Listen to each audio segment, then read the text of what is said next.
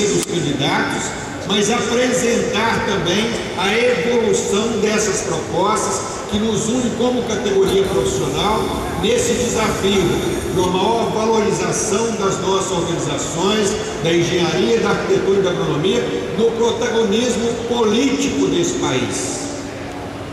Categoria que teve um papel fundamental na construção em vários momentos históricos e que, infelizmente, em função do esvaziamento de um projeto de desenvolvimento que não tivemos nos últimos 30 anos e pela falta de investimentos, acabou se desmobilizando, se desestruturando, está no processo de reestruturação da sua organização.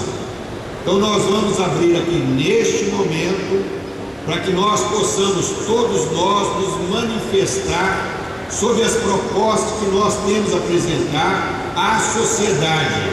E faremos aqui, em função do debate também, chegar aos comitês e aos candidatos essa nossa proposta. Temos ainda alguma expectativa que até amanhã possamos estar recebendo aqui as manifestações, mesmo que gravadas, dos 3 candidatos melhor colocados nas pesquisas.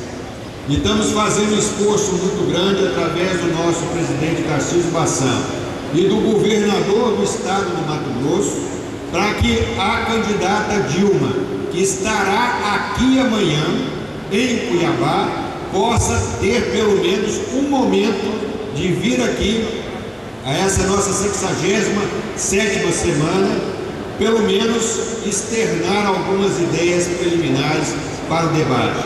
Mas concretamente, hoje, pela manhã desse painel, infelizmente, não temos nenhum deles presente, nem o compromisso que havia sido feito do encaminhamento de um vídeo para ser apresentado a vocês com as perguntas que nós formulamos também aos candidatos com base neste documento. Então esperamos que nós possamos nessa manhã, peço desculpas a vocês, acho que nós estamos num momento de acúmulo de forças das nossas organizações profissionais.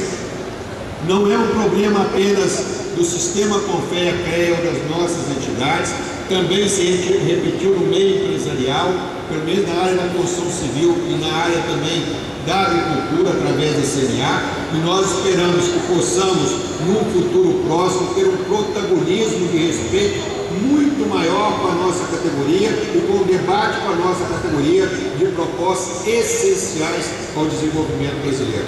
Um bom debate para nós aqui hoje. Mestre Cerimônia.